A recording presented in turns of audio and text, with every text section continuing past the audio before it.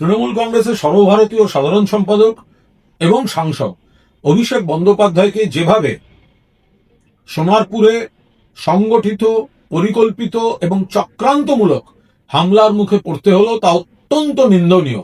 আমরা দলের তরফে এর তীব্র নিন্দা এবং প্রতিবাদ করছি। কোথায় ছিল পুলিশ, কোথায় ছিল প্রশাসন যখন তিনি যাচ্ছেন একজন সাংসদ আগাম জানিয়ে দিয়ে কার উপর হামলা হচ্ছে? হামলা হচ্ছে একজন সাংসদের উপর, একটি দলের সর্বভারতীয় সাধারণ সম্পাদকের উপর, এবং যিনি একজন দক্ষ সাংসদ বলে প্রমাণিত, এবং দেশের একটা খুব প্রয়োজনের সময় যখন সারা পৃথিবীতে বিভিন্ন সাংসদদের প্রতিনিধি দল পাঠানো হচ্ছে, তখন যিনি তার অন্যতম মুখ ছিলেন, দেশের অন্যতম মুখ ছিলেন, সেই অভিষেক বন্দ্যোপাধ্যায়কে যেভাবে নিগ্রহ করা হয়েছে, ঠান্ডা মাথায় করা হচ্ছে, এটা হচ্ছেটা কি? তাহলে পুলিশ কি করছিল? কেন্দ্রীয় বাহিনী কি করছিল?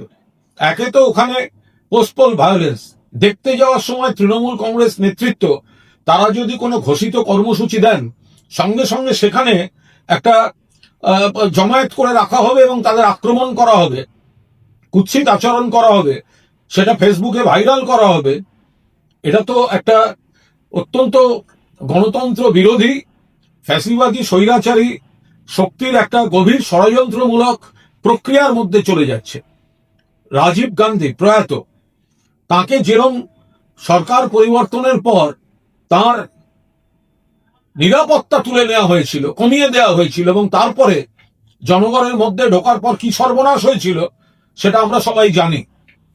আবার যদি উল্টো দিক দেখি, তাহলে আমরা দেখব যে মমতা বন্দ্যোপাধ্যায়ের উপর বারবার যখন হামলা হয়েছে, 1990 সালের 16ই অগস্ট যখন প্রাণঘাতী হামলা হয়েছে হাজরা মোড়ে, তারপরে ওই হামলা থেকে কি করে মমতা বন্দ্যোপাধ্যায় আরো দুর্জয় জননেত্রী হয়ে উঠেছেন, এখন অভিষেক বন্দ্যোপাধ্যায়কে আক্রমণ করে বাংলায় কি ধরনের আইনের শাসনের কথা বলছে বিজেপি, সেটা জনসমক্ষে এসে গিয়েছে।